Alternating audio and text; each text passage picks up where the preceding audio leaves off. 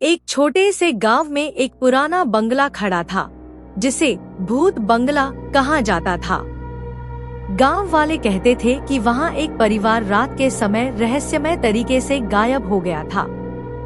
बंगले के बारे में खौफनाक कहानियां फैली हुई थी।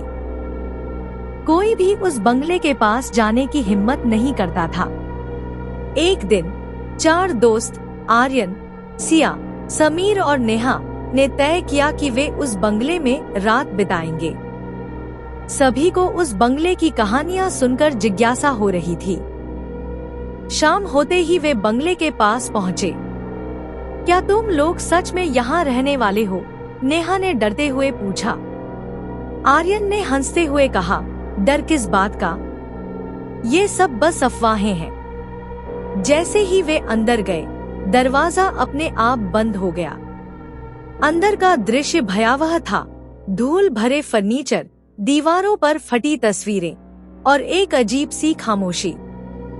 सिया ने कहा, यहाँ तो कोई नहीं है, लेकिन समीर ने कहा, शायद हमें कुछ और सावधानी बरतनी चाहिए। रात बढ़ने लगी। अचानक नेहा ने कहा, क्या तुमने कुछ सुना? सभी ने ध्यान दिया। कमरे में अचानक एक खौफनाक आवाज गूंजने लगी, बचाओ! सबके दिल तेजी से धड़कने लगे। समीर ने कहा, चलो अपस्टेयर्स चलते हैं। ऊपर पहुंचने पर उन्हें एक पुराना कमरा मिला। वहां एक किताब रखी थी। आर्यन ने उसे उठाया और पढ़ने लगा। जो यहाँ आएगा वह कभी नहीं लौटेगा, उसने पढ़ा। सब घबरा गए।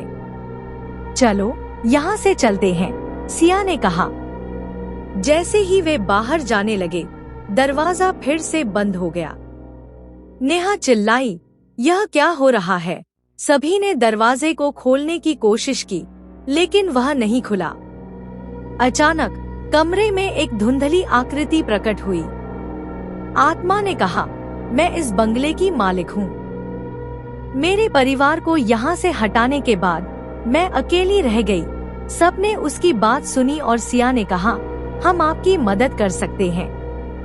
हमें बताइए कि आपको क्या चाहिए। आत्मा ने कहा, मेरे बच्चों की आत्माएं इस बंगले में बसी हुई हैं। मैं उन्हें यहाँ से मुक्त करना चाहती हूँ। दोस्तों ने सहमति दी कि वे उसकी मदद करेंगे। वे फिर से किताब में देखे गए संकेतों को समझने लगे। कुछ घंटे बाद उन्होंने एक पुरानी तस्वीर पाई जिसमें उस परिवार के बच्चे थे। जैसे ही उन्होंने तस्वीर को देखा, कमरे में अंधेरा छा गया। अचानक बच्चों की परछाइयां कमरे में दौड़ने लगी। नेहा ने चिल्लाते हुए कहा, हम यहाँ हैं, हम आपकी मदद करेंगे। जैसे ही उन्होंने बच्चों की तस्वीर दिखाई, आत्मा ने कहा, आपने मेरी मदद की है, अब मैं शांति से जा सकती हूँ। उसने उन्हें धन्यवाद दिया और धीरे धीरे धुंधली होती गई। बंगले का दरवाजा अपने आप खुल गया। सभी दोस्त राहत की सांस लेकर बाहर निकले। वे गांव वालों को अपने अनुभव के बारे में बताने लगे। इस घटना ने सबको यह सिखाया कि कभी कभी डर के पीछे एक कहानी होती है जो सुनने लायक होती है। भूत बंगला अब एक खौफनाक जगह नहीं रह गया था।